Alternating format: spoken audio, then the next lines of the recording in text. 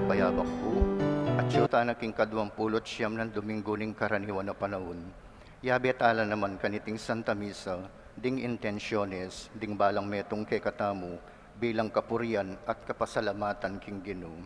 Antimurin, yabetala ka ring panalangin tamo, ding hanggang doktor, nurses, at ding sablang frontliners mabilog ayatu, asasaup at magmalasakit kay katamu, kaniting pandemya, at ding sablang masakit at miapektuana, kaniting virus, ing kumayap na lasanang malalagwa. Magdaon kapasalamatan, kambeda ring karelang familia, Catholic Women's League, Alex Rosan Flores, Annie Flores, Tony Barin, Mr. and Mrs. Gerald Manalo. Para king birthday blessings dari Angel Sibug, Sonia Tan, Arian Joy Rason, Simon Joseph Bansil, Jonal Beltran, Ramon Christopher Martin, Marilu Lozano, king kayang 50th birthday. Para king special intentions, kambeda ring karelang familia, Mr. Rodolfo and Vice Governor Lilia G. Pineda, Governor Dennis and Yoli Pineda, Mayora Esmeralda G. Pineda, Board Member Mylene Cayabyab, Chris and Mel Imbo, Mauro Vitug, Oscar Emil Dizon, David Abel Dizon, Priscilla Buwan, Henrik Gundersen, Leonilo Dizon, Briella Hope Lugtu, Jenny Manlutak, Dr. Trinidad Roque Arcila, William Dayaldas, Von Petri Louis, and Noemi Joy Hilario, Franzia Damiana Banzil, Lita Malyari, Sara Claudine Banyes, para king malagwang kapaldanan dari, Bernadette Lim, Jenny Dizon Yumul, Maria Cristina Arumin, Leonora Dizon, Consuelo Mendoza, Nit Sabado, Agustin Nelson Vitug, Kelvin Kiambao, Roy Pare, Carlos Malyari, Amado, Concordia Malyari, Catalina Malyari, Belinda Malyari, Benjamin Briones, Corazon Montemayor, Jenny Mangila, Sylvia Yutuk, Dionisio Vitug, Karina Serrano, Victor Dionisio Jr. Yabetala naman kim panalangin tamo din kaladwala ring kapatad tamong mayango na biye, Raymond Roy Ramirez, Abundio Santos, Guadalupe Santos, Alfredo Santos, Rowena Magpayo, Romalyn Galang, Emigdio Lingad, Laudivico Lazarte, Norberto Miguel, Erlinda Daquiz, Eugene Vitug, Andy Arcila, Rolando Marcelo, Rustico Kabiling, king kayang 40th day, Izing Ramos, Hil Baluyot, Dingding Sadsad, Conrado David Jr., at ding maldang kaladwak yung purgatorio, lalong-lalo na detang alanang makaga nakakarelo.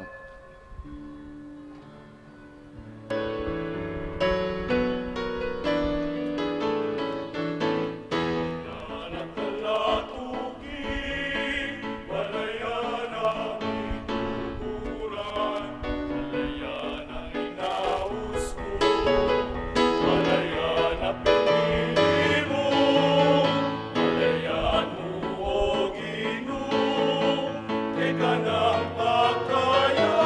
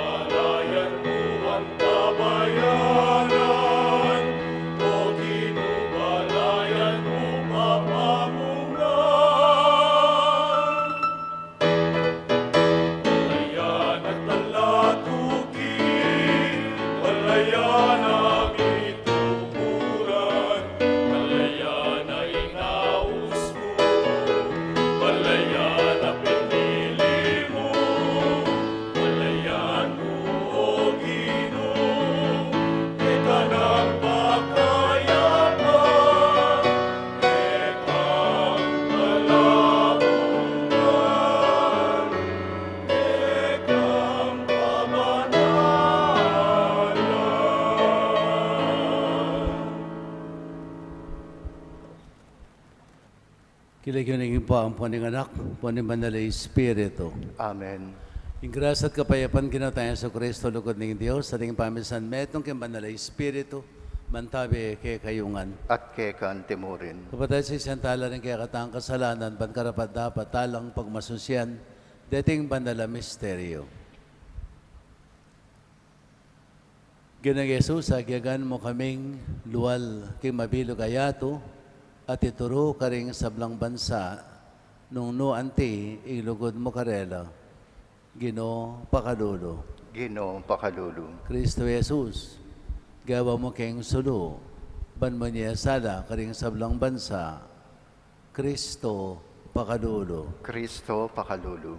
Ginang Jesus, yung maya pabalita, ning lugod na, ning pa, at hingke kang kamatayan at pamanyubling mebye, makatakdang abalura, ding sabla, Gino pakalulo. Ginoo pakalulu. In Diyos sa may payang tuto, pakadulwa na katamat, king pangapatawad na rin kasalanan tamo, idala na katasan, naging bilang hangga. Amen.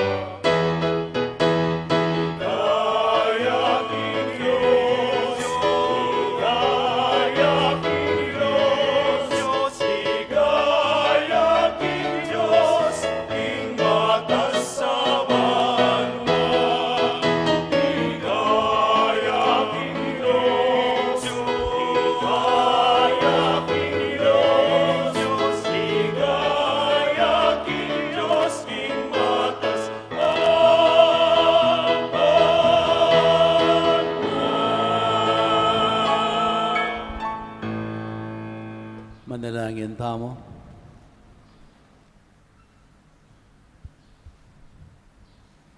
O Diyos sa Ginumi, igparing sabla, ingatan mo kami, lalam ning kekang pamanampon, at magdulap ka king kalalaman ding puso mi. Ilako mo ing dalumdum, ay makakilala keka, at ipawi ing takot, apapampan ke kami, king panimanman mo. Itiyadwan may king kapamilatan ng Kristong Ginumi. Amen.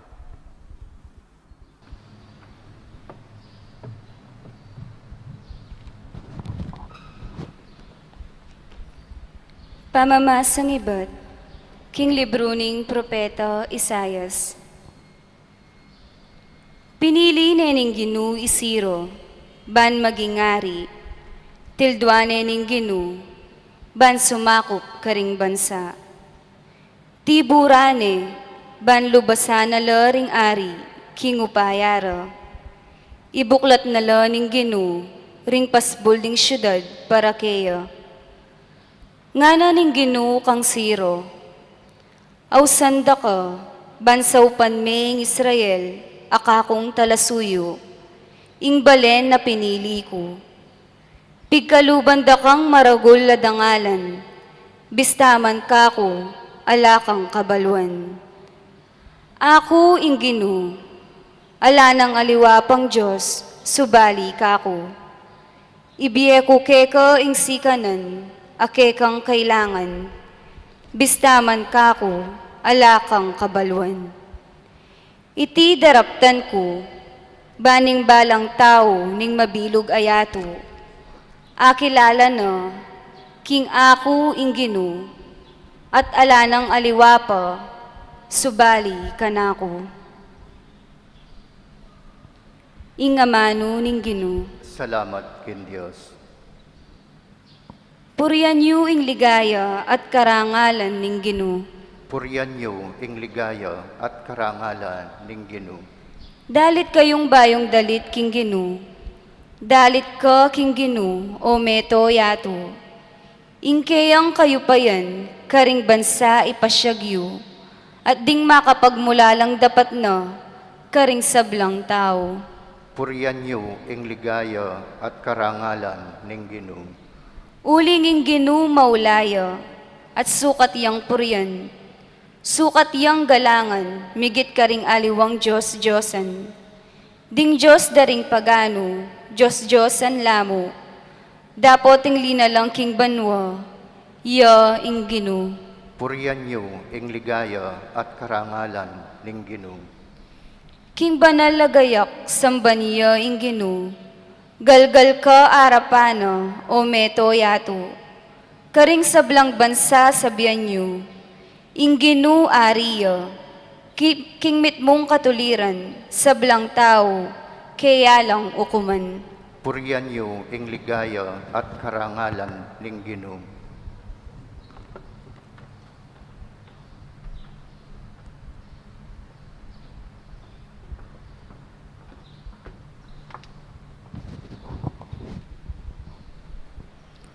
Pamamasang ibat, king sulat ng San Pablo, karing tao, Tesalonica. Ibatya iting sulat kari Pablo, Silvano at Timoteo. Mi paralaya karing membro ning iglesia, karin Tesalonica. Ding pinili ning Joseph pa at ning Ginoong Hesukristo. Manano na sanang ingrasya at kapayapan, miyabiye ke kayo. Parati kaming pasalamat king Diyos, king uliyo, at yayabera kayo, king kaya kaming panalangin. Gaganakan ming alang patugot, king harapaning kaya katang Diyos sa tipa, ing kaya kong maya padapat, abunganing kaya kong pamanyal pantayo, ing kaya kong kapagalan, king agyag ning lugod, at ing manatili yung kapanaligan, king Ginoong Hesukristo. Kapatad, balumiking ing Diyos, kalugura na kayo, at pinili na kayo, ban maging kayo. Ing mayap a balita, alubos ming paniwalan, pisyag miyo emo king salita, nune king upaya, at kambening pamipatuto, ning Espiritu Santo. Ing amano ning Ginoo. Salamat kin Diyos. Parangalan tayo buwing maya pabalita.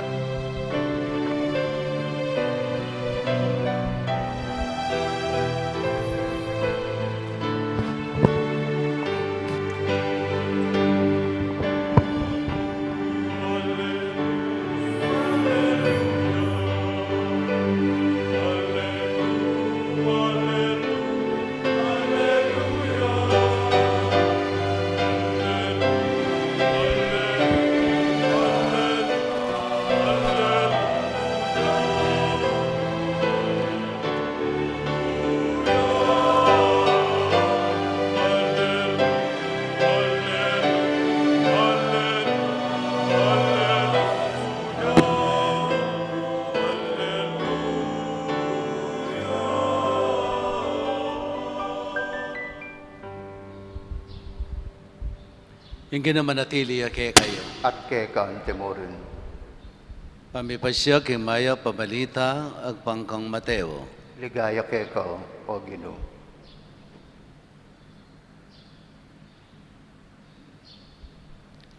Mekol la ring pariseo at menisip lang paralan nung makanano ring apara kapi Jesus kin pamagsalita na.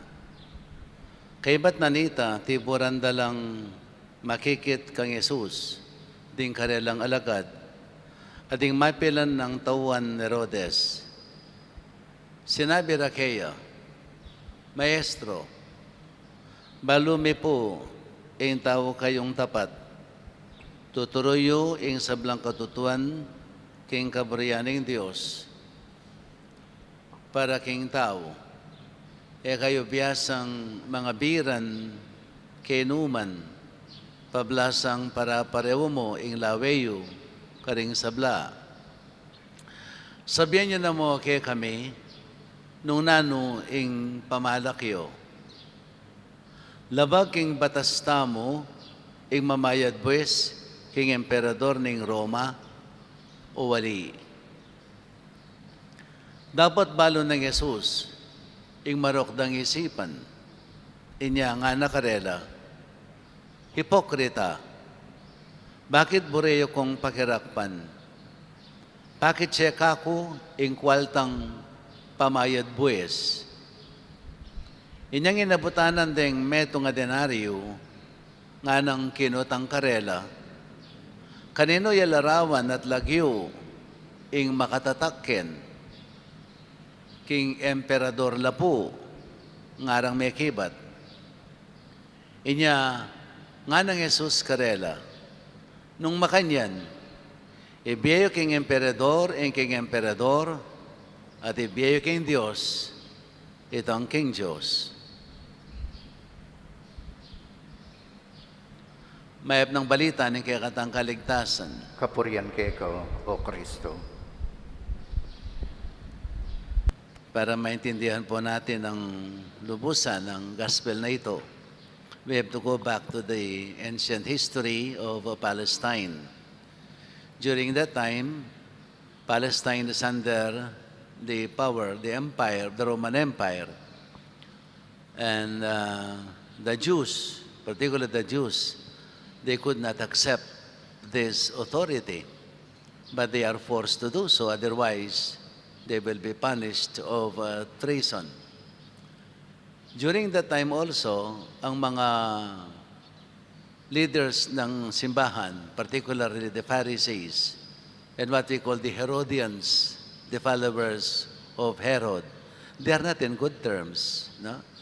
Particularly the Pharisees they resent so much these Herodians because these Herodians are accused of being in favor of the Roman Empire because of the benefits that they get.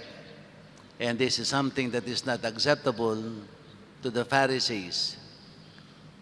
One of the issues during that time is about paying taxes, census tax. Because for the Pharisees, to pay tax to the emperor is like beholding him to the point of worshiping the emperor. Because during that time, emperors of Rome are considered as gods. And it is a violation of the commandments that the Jews follows. For instance, the first commandment, no, they should not have other God than Yahweh. That is something that they respect so much.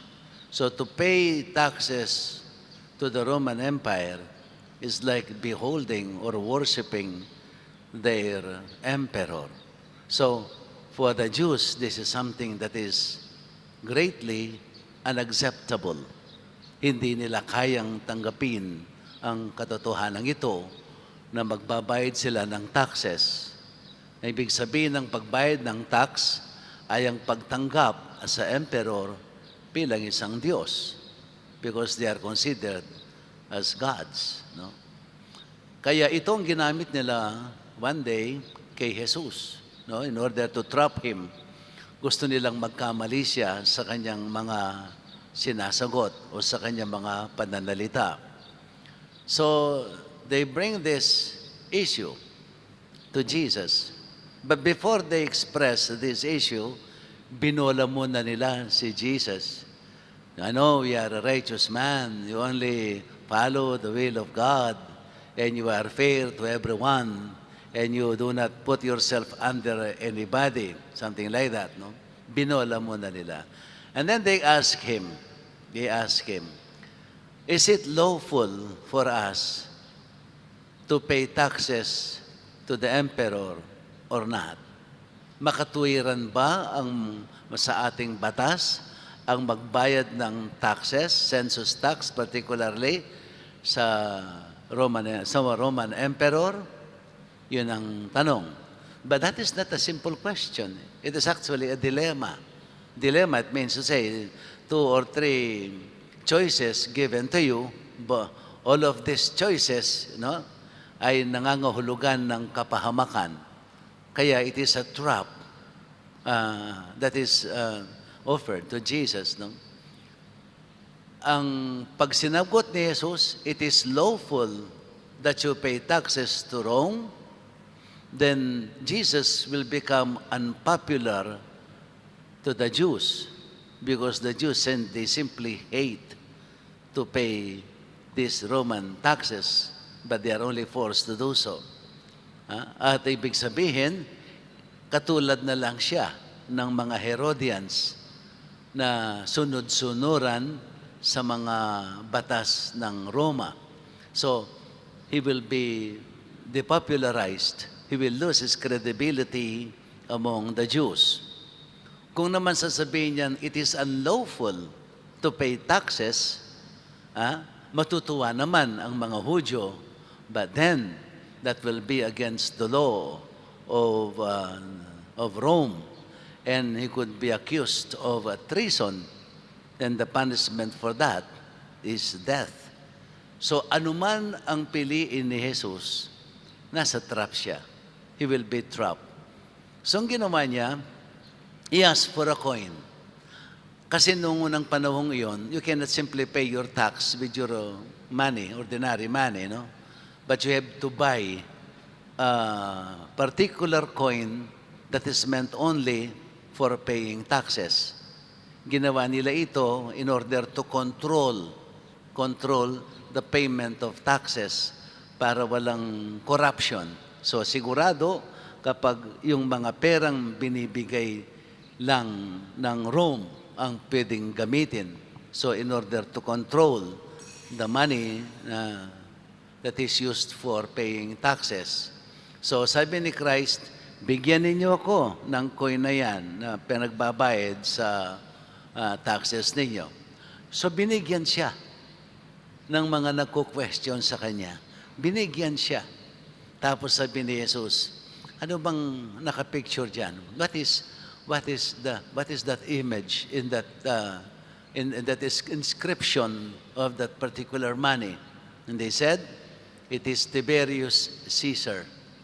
But and then under that name Tiberius Caesar, may nakalagay din doon, Tiberius Caesar, the son of divine Augustus.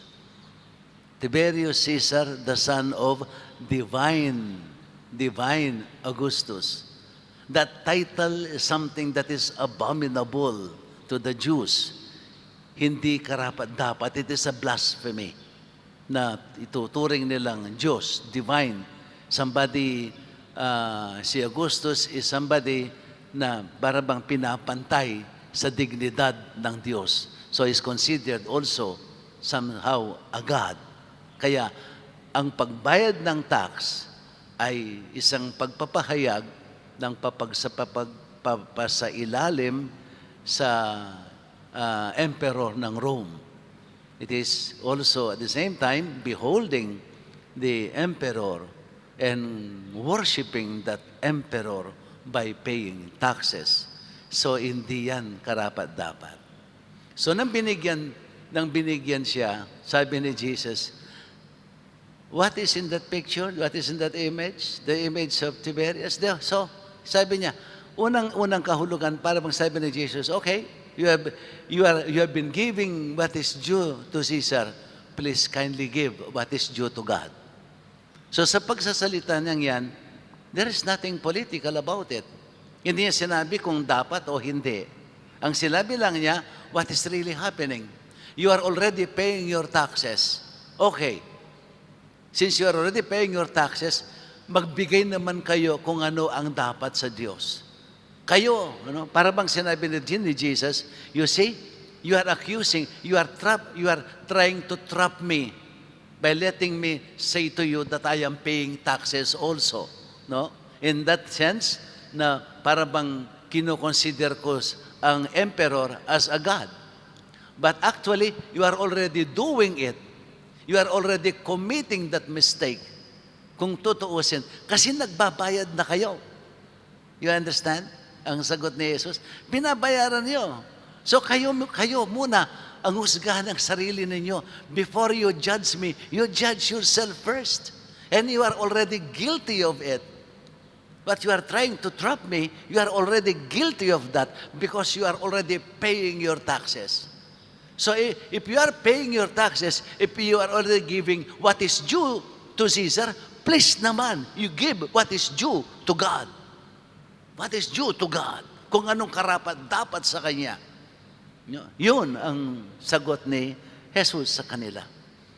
He did not divide the issue about the state, the issue about the church or the temple. He did not say anything about it. Usually kasi, tayong mga ngayong, during our time, we used to make this as our basis in making that statement. There is a separation between church and state. This has been said according to this passage. But this passage, hindi yun ang kahulugan. Hindi yung separation of church and state. Although it is true, no? Tayong mga tao ay dual citizenship. Dual citizenship, and that doesn't mean na senior citizen ka at the same time Filipino citizen or American citizen. No, it doesn't mean that. It means that we are a citizen of any nation or a country.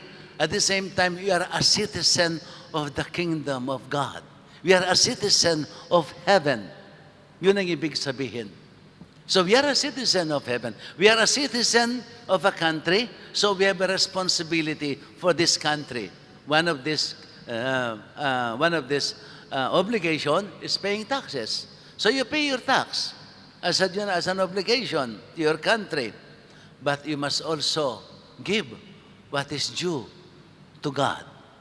And what is due to God is more than what is due to what we give to our country, to our nation. Because we are first of all a citizen of the kingdom before we become a citizen of any country.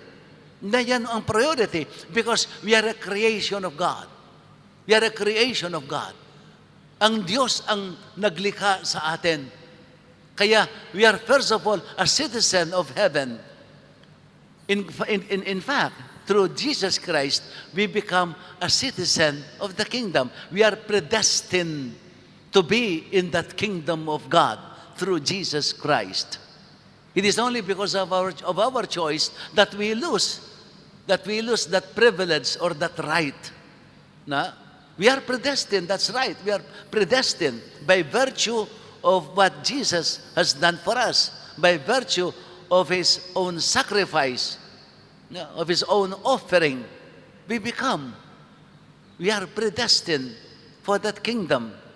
Nasisira lang yan because of our choice, because God created us with freedom. Nilikha tayo na may kalayaan. Kaya, though we are predestined, but it is still our choice.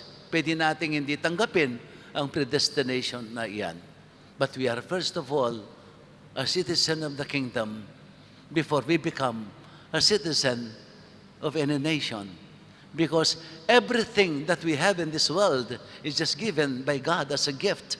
Regalo lang sa atin ang lahat nasa sa atin. Even our power, our civil authority is just entrusted to us.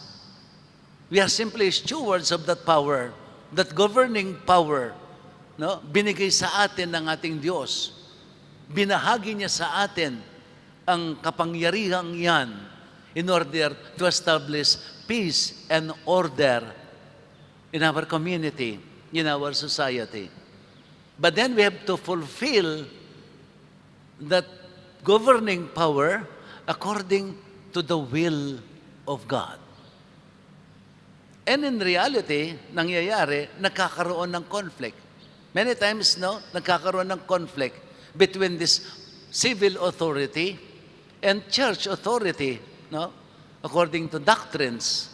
Alam naman natin kung anong ibig kong sabihin. Na marami ngayon, yung mga unwritten laws, for instance, the EJK, yung anti-terrorism bill, it is not something that is Christian. Kaya nagpoprotesta ang Santa Iglesia sa mga bagay na ito. Ang abortion, ang divorce, ang euthanasia or mercy killing na ginagawa na ng marami ngayon. And the church is protesting against all of these laws. We cannot accept these laws. No? And when there is a conflict between civil authority and church authority, ano ba ang dapat gawin? Ang pinakamagandang alimbawa nito ay si St. Thomas More. If you know the story of St. Thomas More, no? St. Thomas More is a Chancellor of England. He is a best friend of the King Henry VIII. But then there was a time na nagkaroon ng conflict between the two because this King Henry VIII, decided to divorce his wife and to marry Anne Boleyn, which is not in accordance with our doctrines. Hindi tinatanggap ang diborsyo ng ating simbahan. Kaya pinipilit si St. Thomas More to favor this desire of the king. Pero tumanggi siya. He denied. He could not sign that what do you call this? That document separating the Church of England from the Church of Rome. Hindi niya kayang sign that document, at hindi rin ayaw ding respect ni St. Thomas More si Anne Boleyn as Queen of England, because Anne Boleyn what do you call this? Siya ay ikinasal by virtue of divorce. Dinivorce ni King Henry VIII, yung kanyang unang asawa, si Catherine, pinakasalan nga niya si Anne Boleyn. And because of that, hindi matanggap ni Saint Thomas More Anne Boleyn as Queen of England. And because of this, anong nangyari? He was accused of treason. No? And yun, alam natin, he was decapitated, pinutulan ng ulo bilang kaparusahan. Yun, dapat ang magiging tayo o magiging choice natin. It is better to die in the name of Christ, in the name of God, our fidelity to our faith, than to live ng pagtataksil naman sa ating pananampalataya. So St. Thomas More is a good example when there is a conflict between the church and state, between the doctrines of the church and the laws of the laws of any government or any civil law. Kapag nagkaroon ng conflict sa doctrines ng faith, this must be our stand. Kaya ang ating Santa Iglesia, it keeps on protesting against these laws that are not in congruence or in accordance with our church law. Yun dapat ang magiging basihan natin. At na ngayon, maraming challenges ngayon sa atin, sapagkat ang ating mga bansa, usually maraming mga bansa ngayon na pinatutupad ang mga batas na ito hindi ayon sa ating pananampalataya. And we must protest against these laws. Otherwise, we will be committing that infidelity to our faith. Kung minsan it is very disheartening to see our government officials, no? See government officials favoring favoring these laws which are not in accordance with our doctrines. They claim to be Catholics. They claim to be Christians. But they do not follow. They do not respect. They compromised our doctrines for the sake of their personal benefits, for their personal benefits. Kaya pag sinusunod nila ang mga leaders natin, ang presidente natin, just for the sake of personal benefit, personal favor, parang pinagtataksilan natin ang ating Panginoon. Kaya when we choose our leaders, let us choose the right leader. We cannot compromise our faith. We are first of all a citizen of the kingdom before we become a citizen of any country. We must have that priority. Our power to govern is just a sharing of the power of God. So we have to follow the rule that God commands us. We have to govern our people in terms of our Christian faith according to the law of God. Dahil binahaginan lang tayo ng kapangyarihang mag-govern sa ating kapwa. So yun ang priority natin. So we cannot say na there is really a separation of church and state. There should not be a real separation of church and state. The church may have particular affairs, and the state may have a different affairs. But in terms of priority of laws, we have to be governed according still to the law of God. Batas ng Panginoon ang dapat nating ipairal, hindi ang batas ng ginagawa ng tao para sa sariling kapakanan lang ng tao. Ang nangyayari sa atin ngayon, yun na nga, masyado nating pinakikinggan. We give what is due to this world. We give what is due to this world, sometimes even more than what is due to this world. And we disregard what is due to God. Yun ang nangyayari sa atin. No? Masyado nating binibigyan ng kahalagahan ang batas ng tao higit pa sa batas ng Diyos. Masyado tamong panusigan ing bagay makayato, ing bagay ketiking yato, kesa king bagay para king Diyos, king kayariana. And that is what is really happening. This is now a reality. That's why we are being challenged. We people who proclaim ourselves, who claim to be Christians, it is time for us to make a stand and be counted, to make a difference with what is happening in our country in reality. Not only in our country, in the whole world. It is already happening in the whole world. So many laws being promulgated which are not in accordance with the laws of God. So we as Christians, it so happened today is also Mission Sunday. Our mission is not only to preach and preach, but to make a real stand, to sacrifice life if necessary. Alam naman natin siguro, there are so many Christians somewhere in the Middle East, somewhere in Syria, particularly, na pinapatay ang mga Kristiyano. But they make a stand. They make a stand. They prefer to die in their faith.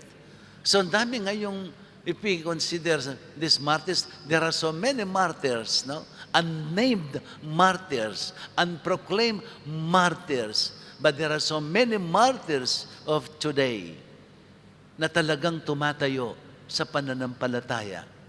So many martyrs today. They are unnamed, they are unproclaimed, they are uncanonized, but they are so many. They are so many. At least, meron pa rin mga tunay na Kristiyano nakahandang mamatay para sa pananampalataya. Especially when there is a conflict between the civil authority and the church authority.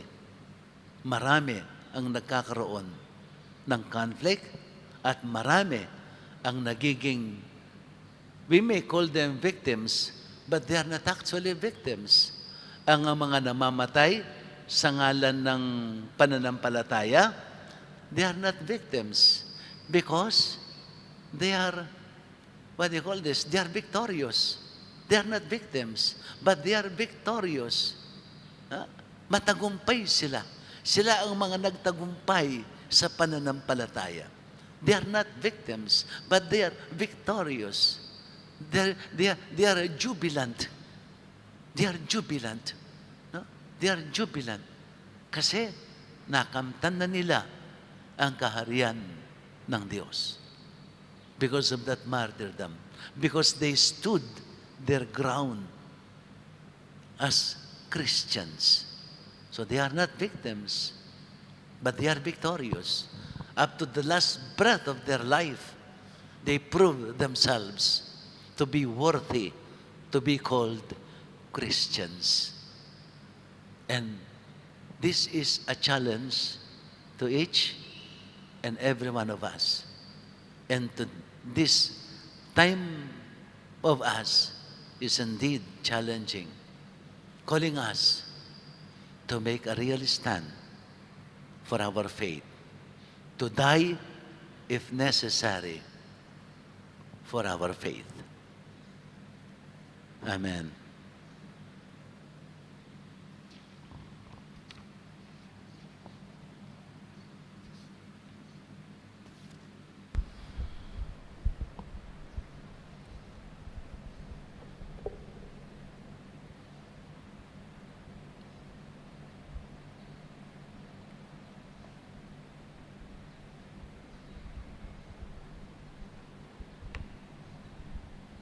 Talakatamo po. Itamo nga po pangadyan tayong sasalpantaya. Sasalpantaya ko, king meto nga Diyos, ipanglupos mayupaya, may ngawaking banwa ang poniato, king sablang mayayakit at mayayakit, at king meto nga Ginoo Yesu Kristo, anak ng bugtong ning Diyos, may bait king igpa, bayo pa king sablang panahon, Diyos ibat king Diyos, sala ibat king sala, Diyos sa tuto, ibat king Diyos sa tuto. May bait megawa, kayagum king panga Diyos ning higpa. Aking kapamilatana, megawaing sabla. King walitamong tao, at paulining pangakabus tamo. Tinipaya ibat banwa, at may katawan niyang tao, lalang ning banal Espiritu, king Birhen Maria, at milyari ang tao.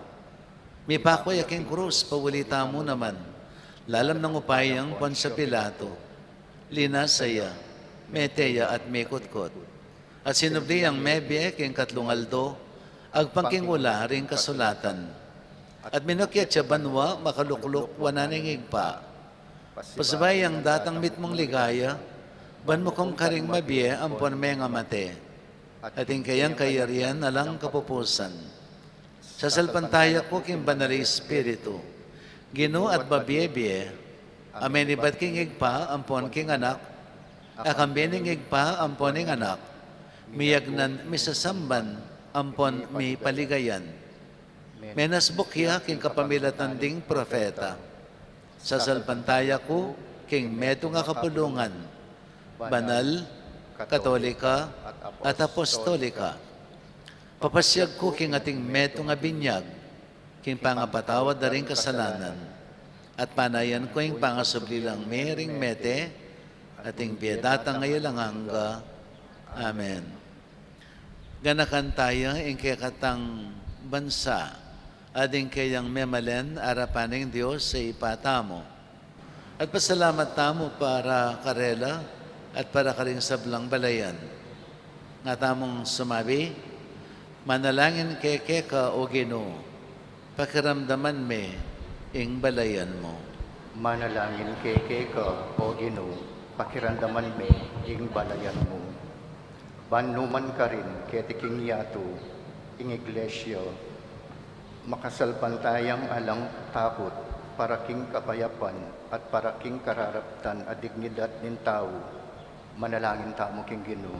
Manalangin keke ka o Ginoo, pakiramdaman me, ing balayan mo. Baning katuliran, lugod, at katimawan, ya ing maging batayan, ning kaayusan panlipunan king yato, at king kekatang bansa, banding sabla, malyari lang miye, king kapayapan, at kapanatagan. Manalangin ta king Ginoo. Manalangin keke ka o Ginoo, pakiramdaman me, ing balayan mo. Baning kabilugan na ketawan, matampayang makapakirake, karing material at spiritual akalam, at king estado, at king organisasyon, sibika, asawpan at apagwalo, daring mayna at ding biktima ning kalamidad. Manalangin ta king Ginoo. Manalangin keke ka o Ginoo, pakiramdaman me, ing balayan mo. Banding sablang memalen, mi kamasolo lang pakibatan king balen at aktibong makiptalimitam king ikakayap ding sabla. Manalangin tamo king Ginoo. Manalangin keke ka o Ginoo, pakiramdaman me, ing balayan mo. Baning Santa Iglesia, king kekatang bansa, talakadyang patuto, king kayaryanin Diyos, karing hanggang balayan keti king Asya, baning kekatang indong balen, mika makarangalyang papel, king pamilyaring bansa, at sumaupya, para king kapayapan at pamisasan metong ningyato. Manalangin ta king Ginoo. Manalangin keke ka o Ginoo, pakiramdaman me, ing balayan mo. O Diyos, kaluguran may ing tao, at ing tao iyang kekang pagmasabalan. Taptan mong makirake kami, king kekang pamaglingap, kapamilatan ng anak mong meging metong ke kami. Yesu Kristong Ginome. Amen.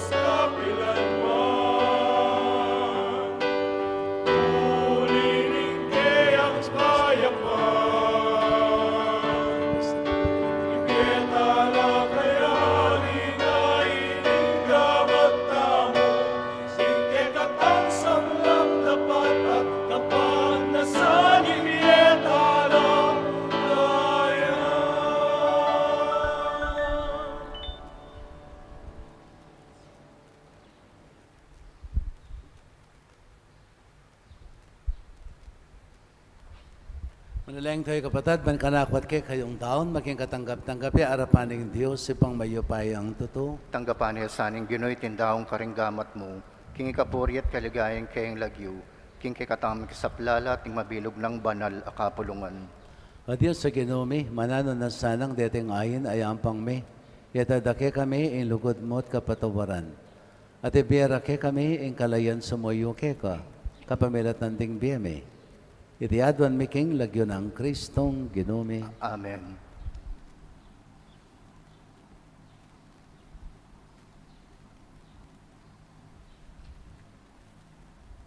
Hindi naman natili, ake kayo. At kekante mo rin. Itas yung laring puso yo. Makatas na laking Ginoo. Pasalamatan tayong ginawa Diyos tamo. Iting karapat dapat at matulid.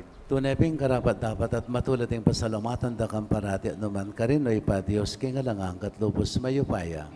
Yung may kasal laring ke kang anak at may parayo king sipeng mo.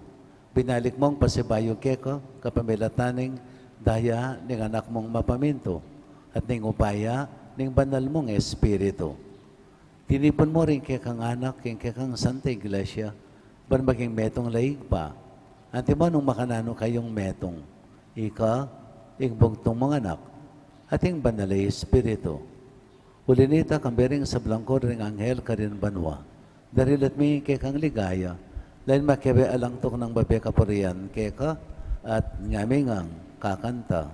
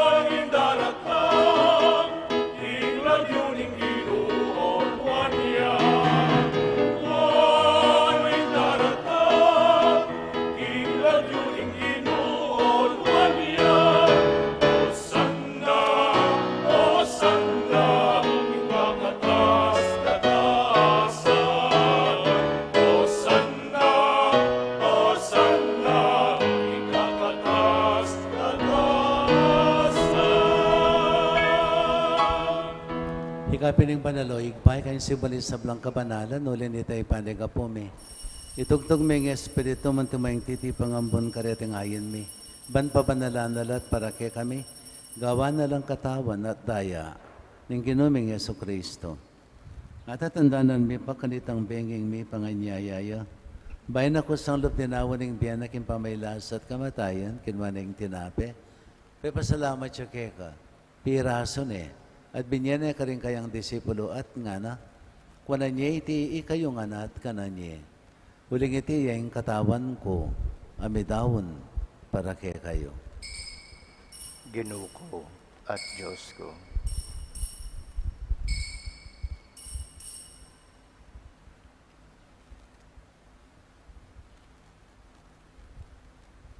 Makanyan mo naman kay Badang Minapon, kinuha na yung kalis. Pasibayan pa pasalamat kay ka. Binyane ka rin kayang disipulo at ngana. Una niya iti kayong anak, minom kayo kaniti. Uling iting kalis ng kanakong daya, inday ng bayo talanganggang tipan. Ami bubu para kay kayo at para ka rin sa blang tao. Para king kapatawaran da rin kasalanan. Dapta niya iti king kapigaganakan kanako.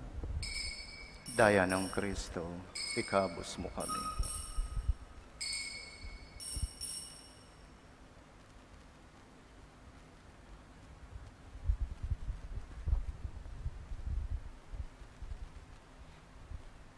Misteryo ng kasalpantayanan.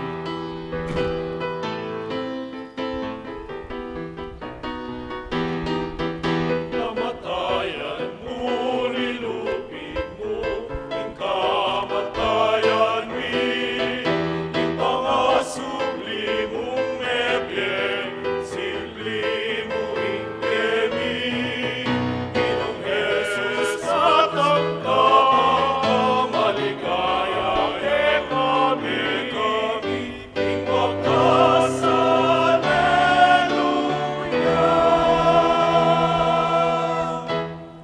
Inyangin ang kaganakan mi, o mapamakadulangig pa, yung kamatan at pangasabli ng mebye. Darawon mi yake kay ting tinapining biye, ating kalis ng kaligtasan. Layon ming pasalamatan keka, ing pepalyarian mo kaming matampang talakad, arapan mo at sumuyo keka. Ikaming ansanang may sulusulok ing katawan at dayan ng Kristo, tipunan na kaming anting metong ning banalay Espiritu. Ganakan me o higpaing banala kapulungan mo ang makalagana king mabilog ayato. Banmig anap iya sa aking lugod, kambiyan na Francisco wake kaming Papa, Florentina kay kaming Arzobispo, ding sablang Obispo pari Diakono, at di sablang susuyo king banala kapulungan mo. Ganakan mula naman din kapatid ming minuna ng pepaynawa king pikong kapanayan ni pangasubling mebye. Idala mo la, at di sablang mayang mo na king pakalulong mo kitang masalang harapan mo. Pakaluluan mo kengan. Gaban mo kengan karapat dapat makamit king bilang angga. Ban kambinin mo na viren marindo ng Diyos, kambiyan ng San Jose esposo na. Kamberin mo na apostol, San Agustin na kaming patulunan, San Lucas sa kaming pagmasusyan. At kambering sablang banal may biyebya kalugod-lugod ke kaking kabaning panawon. Apor yan at apaligayan takasana king kapamilatan ng Yesu-Kristong anak mo. King kapamilatan ng Kristo, ang benat kayo pang may payang tuto, kagam na yung banalay Espiritu, kaya kayo sablang tangalan at ligaya, manggaman, king alanganga. Amen, amen, alleluia, alleluia, amen.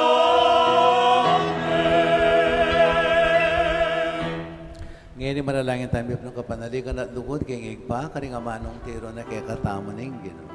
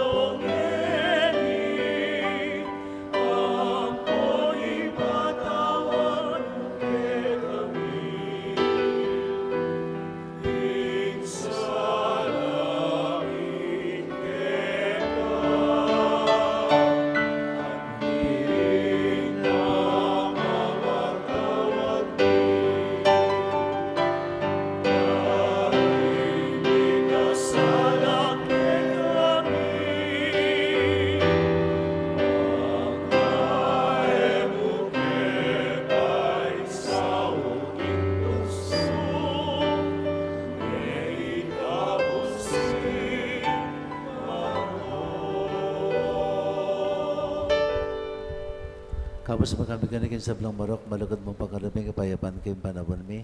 Paning kasampaning pakalulong mo, may timawa kaming parati kayong pamandali paning kasalanan. At may kapis kami nga lang kasasakulan king sablang kaligaligan. Kabang pananat pagsadyan ming panyatanamit mong ligaya. Yesu Kristong kay kaming talapangabos. Uling kay kayong kayarian, ating kayupayan, ating ligaya, manggaman king alangangga. Huwag ka namin Yesu Kristo, sinabi ka rin kay kang apostol, kapayapan lalakwan ko kay kayo, kapayapan ko babiya ko kay kayo. Kaya mo sana babalik na ni kay kaming kasalanan. Nung naimpansinan mo yung kasalpantayanan, yung banala kapulungan mo, at pamayapan at pisan metongan mayagpang king kaburian mo, ikang mabibi at magari, manggaman king alangangga. Amen. Payapanin ginuman tabi sa kapilan man kay kayo. At kay kantemorin. Yan pang tayong waganing kapayapan, king metong at metong. Amen.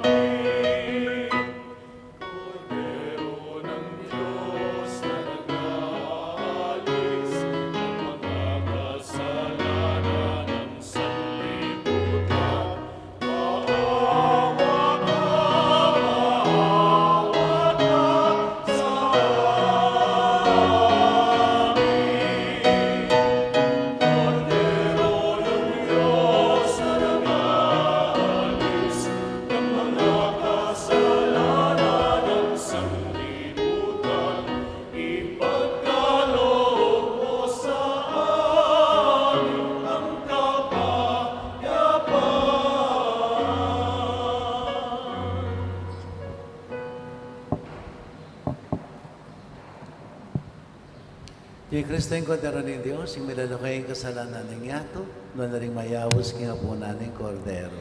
Kinuwe ko karapat dapat pabalaos ke ko, dapat kingging kas mga mano, kumayap na ako.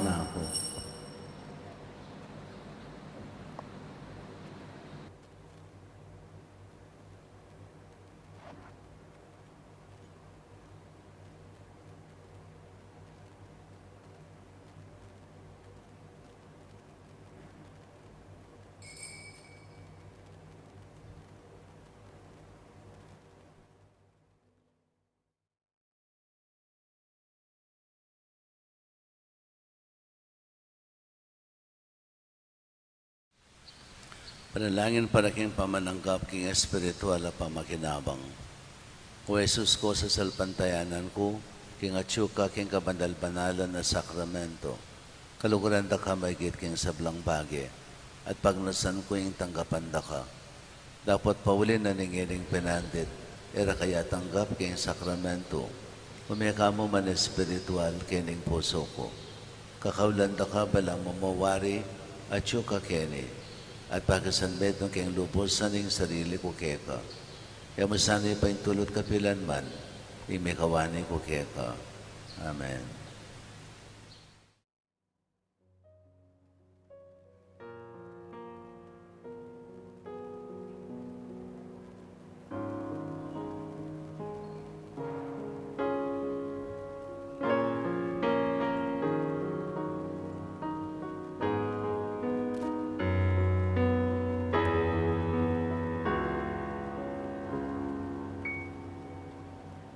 Kung itong aming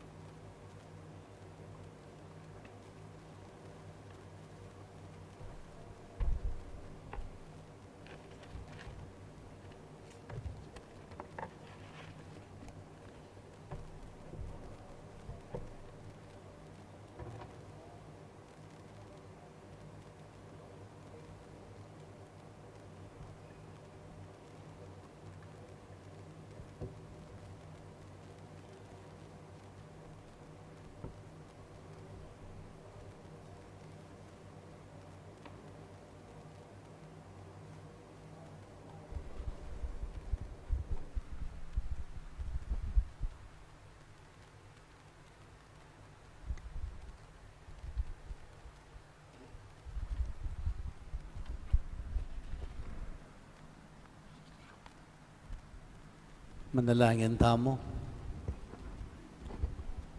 Pagino mananunasan ng iting Eucharistia sa upanakeng manatiling tapat keka. Ito ron na sana ke kami, ing dalan pa turo, king bielang angga. Ipagkalubmayti, kapamilatan ng Kristong Ginome. Amen. Pangadyan tayo po yung oratio emperata. O Diyos ay pami, lalapit kami keko, kaniting masipit na pamangailangan mi, aduan mi keko, ing kambilan at ingatan mo kami, laban king COVID-19, apepasakit na at may kamatena, karing dakalataw. Ipanalangin mi, antabayanan mula, rin taong mitutukan, maninton panulo, para kaniting sakit, at mambat king pangakalat na, kambilan at ingatan mula, rin doktor, narsis, at ding sablang lilingap, karing misalunan, ban makasuyo karing masakit, kambianing belwan at masabal. Ipanalangin mila, retang miyawan na, kumayap na lasanang malalagwa, ingatan mula, retang lilingap karela, at pagkalaman mula ngalanganggang kapainawan, detang meyang unabi, pagkala mo kay kami, ing grasya mo, kaniting masakit na panahon, ban magobra kami, para king ikakayap ding sabla, at ban makasaog kami, karetang matsyukim pamangailangan, ipaniga bumikeko, impatuklangan mo na, ing pangakalat niting virus, at ing pangakapos mi, karintakot mi, pagkala mo iti, king kapamilataning kinuming Jesucristong anak mo, ama bibiyem pon mag-ari kambe mo, king kami tunganim banal ay Espiritu, Diyos manggaman, king alangangga. Amen. Lalam na puning kayampunan mo, magsakdal kamit magkanlong, o kabanal-banalan ay indonin Diyos, emusana pi sa uling aklis mi keka, king kakulangan mi, nunebagkus mo kaming ikabos, king sablam panganib, o maligaya at kanuwanan na Virhen, Santo Cristo del Perdon, Pakaluluwan mo kami. Virgen de los Remedios, indoning kapaldanan, Ipanalangin mo kami. San Rafael Arcangel, Ipanalangin mo kami. San Roque, Ipanalangin mo kami. San Lorenzo Ruiz, Ipanalangin mo kami. San Pedro Calungsod, Ipanalangin mo kami. Santa Monica at San Agustin. Ipanalangin mo kami. Hindi naman natili kaya kayo. At kay kanti mo rin. Bendisyonan na kayo ni may payang Ginoong Diyos, ingig pa, anak, at banalay Espiritu. Amen. Umay kayo king kapayapan, maging tapatasan ng tutupad king kabaryaning Ginoo, higit kanino paman, higit king nano paman. Salamat kin Diyos.